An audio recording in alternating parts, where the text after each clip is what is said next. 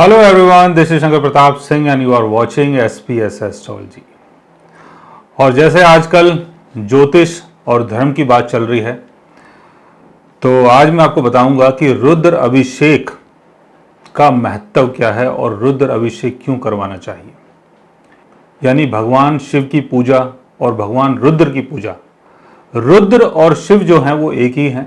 रुद्र उनका एक ऐसा अवतार है जो चीज़ों को ट्रांसफॉर्म करता है, यानी चीज़ों को बदल देता है।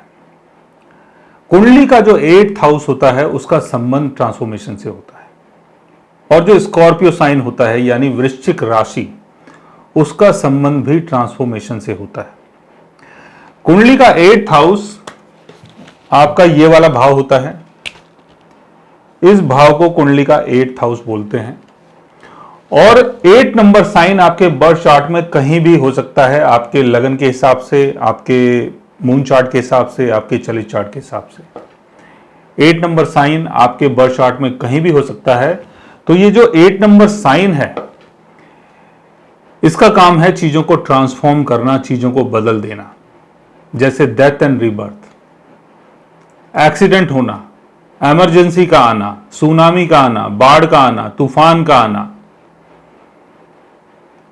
इन सब चीजों का संबंध स्कॉर्पियो साइन से है। आपके बर्थ चार्ट में स्कॉर्पियो साइन कहीं भी हो सकता है, तो उस हाउस से संबंधित चीजों को लेके कभी भी आप परेशान हो सकते हैं। जैसे 7th हाउस में अगर स्कॉर्पियो साइन आ रहा है तो अचानक से जो आपका रिलेशन है वो बिगड़ सकता है अपने लाइफ पार्टनर के साथ। 5th हाउस में अगर स्कॉर्पियो साइन आ रहा है तो जो भी आपका लविंग पार्टनर है उसके साथ जो आपका रिलेशन है वो मिनटों में खराब हो सकता है। लेकिन उसके लिए 7th हाउस और 5th हाउस के लॉर्ड की पोजीशन को भी देखना है, यानी मंगल की पोजीशन को भी देखना है। ये नहीं स्कॉर्पियो साइन अगर 5th हाउस में आ रहा है तो 5th हाउस की चीजें बिगड़ ही जाएंगी, 7th हाउस में आ रहा है तो 7th हाउस की चीजें बिगड़ ही जाएंगी, ऐसा नहीं है। लेकिन बिगड़ने के फिर भी चांसेस हैं और अचानक से बिगड़ सकती है। तो ऐसी चीजें ना हो, ऐसी घटनाएं ना हो। अगर ये योग आपके 8th हाउस में बनता है और कोई मैलेफिक प्लेनेट अगर आपके 8th हाउस में है तो अचानक से एक्सीडेंट, अचानक से इमरजेंसी, अचानक से कोई ऐसी चीजें हो सकती है जिसका अनुमान आपको पहले से ना हो। तो जैसे मैंने आपको बताया कि भगवान रुद्र जो हैं वो ट्रांसफॉर्मेशन को कंट्रोल करते हैं, यानी रुद्र का संबंध ट्रांसफॉर्मेशन से है। और स्कॉर्पियो साइन ट्रांसफॉर्मेशन का साइन है। स्कॉर्पियो साइन का कंट्रोल रुद्र के पास है और 8th हाउस का कंट्रोल भी रुद्र के पास है।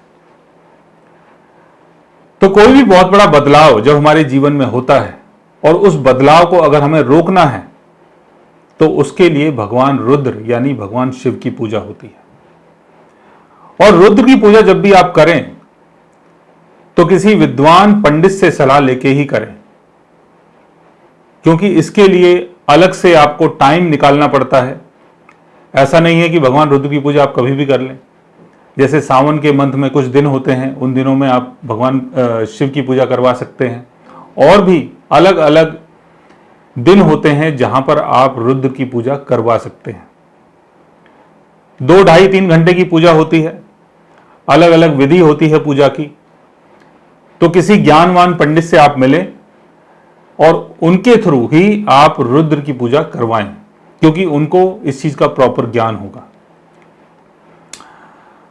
अब आपके बर्थ चार्ट में स्कॉर्पियो साइन कहीं भी है और स्कॉर्पियो साइन में अगर कोई प्लेनेट बैठा है, जैसे यहां स्कॉर्पियो साइन है और यहां पर अगर वीनस प्लेस्ड है और वीनस की दशा चल रही है, तब आपको भगवान रुद्र की पूजा करवानी चाहिए।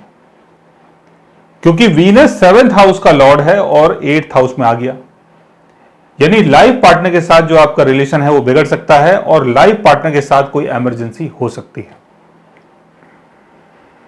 8 नंबर साइन आपके 10th हाउस में है, यहां पर 8 नंबर साइन है और यहां पर राहु की प्लेसमेंट है या केतु की प्लेसमेंट है या सैटर्न की प्लेसमेंट है या किसी भी ग्रह की प्लेसमेंट है। 8 नंबर साइन आपके बर्थ चार्ट में कहीं भी हो फर्स्ट हाउस में हो, जुपिटर यहां पर प्लेस्ड है, जुपिटर की दशा चल रही है, राहु की दशा चल रही है, सैटर्न की दशा चल रही है, केतु की दशा चल रही है, कोई भी प्लेनेट स्कॉर्पियो साइन में कहीं भी हो, यानी वृश्चिक राशि में कोई भी प्लेनेट हो और जब उसकी दशा चलती है, अंतर्दशा चलती है, तो उस पीरियड में आपको रुद्र अभिषेक करवाना चाहिए, क्योंकि उस टाइम कुछ बहुत बड़ा चेंज आपकी लाइफ में हो सकता है। तो कुछ गलत ना हो, चीजें कंट्रोल हो जाएं, ट्रांसफॉर्मेशन जो है वो आपके फेवर में आए, बदलाव जो है उससे आपको बेनिफिट मिले, इन सब चीजों को कंट्रोल करने के लिए भगवान शिव यानी रुद्र अभिषेक आपको करवाना चाहिए। और अगर 8th हाउस के लॉर्ड की दशा चलती है, 8th हाउस के लॉर्ड की दशा चलती है, तब भी आपको रुद्र अभिषेक करवाना चाहिए। आपका एसेंडेंट अगर स्कॉर्पियो है, तब भी आपको रुद्र अभिषेक साल में 2 बार करवाना चाहिए। 8th हाउस में चाहे कोई भी राशि हो, कोई भी प्लेनेट अगर 8th हाउस में बैठा है, अगर उसकी दशा चल रही है, तब भी आपको रुद्र अभिषेक करवाना चाहिए। तो ऐसी बहुत सारी वजहें बनती हैं जिसके कारण आपको अचानक से लॉस हो सकता है, और हो सकता है कि लॉस बहुत बड़ा हो। तो इन सब चीजों को कंट्रोल करने के लिए जिसके पास ये होल्ड है, यानी भगवान रुद्र, अगर हम उन्हीं की पूजा करें, उन्हीं की प्रार्थना करें, उन्हीं से रिक्वेस्ट करें, तो हो सकता है कि जो बदलाव है वो हमारे फेवर में आए। सो गाइस, आज मैंने आपको बताया रुद्र अभिषेक के बारे में कि रुद्र अभिषेक आपको कैसे टाइम और कौन से टाइम करवाना चाहिए। अगर आप भी जानना चाहते हैं किसी ऐसी चीज के बारे में या अपने चार्ट के बारे में, तो उसके लिए आप हमारे चैनल को सब्सक्राइब कर सकते हैं। और अगर आप हमसे बात करना चाहें, कंसल्ट करना चाहें, पर्सनली हमसे मिलना चाहें, तो आप हमारी वेबसाइट के थ्रू, हमारे ऐप के थ्रू हमसे मिल भी सकते हैं, बात भी कर सकते हैं, और गाइज आप हमसे कंसल्ट भी कर सकते हैं। So guys, take care, love you all and good bye.